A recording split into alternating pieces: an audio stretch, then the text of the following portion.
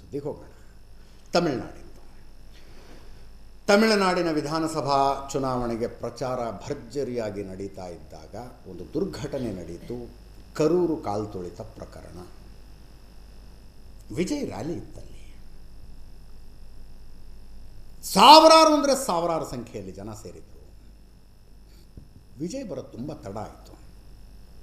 ಅದಾದ ನಂತರ ಬಂದುಬಿಟ್ರು.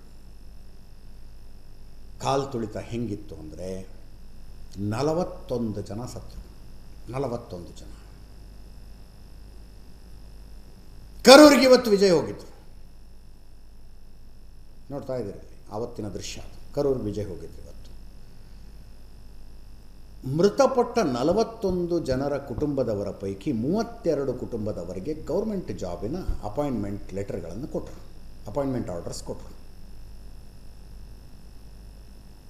41 ಜನರ ಪೈಕಿ 32 ಕುಟುಂಬದವರಿಗೆ ಅದೇನೋ ಎಲಿಜಿಬಿಲಿಟಿ ಕ್ರೈಟೀರಿಯಾ ಅದು ಇದು ಇರುತ್ತೆ.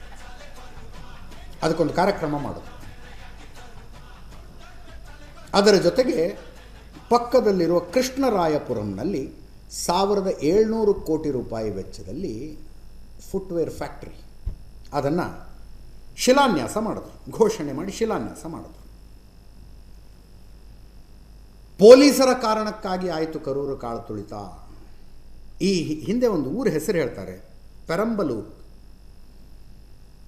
ಅಲ್ಲೂ ಜನ ತುಂಬ ಸೇರಿದ್ರು. ನಾನು ಹೋಗೋದು ಲೇಟ್ ಆಯಿತು. ಪೊಲೀಸರು ಮೊದಲೇ ಇನ್ಫಾರ್ಮ್ ಮಾಡಿದ್ರು, ನೀವು ಬರಲೇಬೇಡಿ, ಬಂದರೆ ಇಲ್ಲಿ ಸಮಸ್ಯೆ ಆಗುತ್ತೆ ಅಂತ ಹೇಳಿದ್ರು. ಕರೂರಿನಲ್ಲೂ ಅದನ್ನ ಹೇಳಬೇಕಾಗಿತ್ತು. ನನಗೆ ಹೇಳಿದ್ರೆ ನಾನು ಬರ್ತಾನೆ ಇರಲಿಲ್ಲ ಅಂತ. DMKದವ್ರದ್ದು ಇನ್ನೊಂದು ಪ್ರಶ್ನೆ ಇದೆ. ಕರೂರು ಕಾಲ್ತುಳಿತ ಪ್ರಕರಣದ್ದು CBI ತನಿಖೆ ಆಗ್ತಾ ಇದೆ. CBI ತನಿಖೆಯಲ್ಲಿ ಬಂದು ಸಾಕ್ಷಿ ಹೇಳಬೇಕಾದವರು ಸತ್ತವರ ಕುಟುಂಬಸ್ಥರು. ನೀವು ಅವ್ರಿಗೆ ಕರೆದು ಸರ್ಕಾರಿ ನೌಕರಿ ಕೊಟ್ಟರೆ ಸಾಕ್ಷಿಗಳ ಮೇಲೆ ಪ್ರಭಾವ ಬೀರದಂಗಲ್ವಾ ಇದು ಅಂತ DMKದವ್ರು ಕೇಳ್ತಾ ಇದ್ದಾರೆ.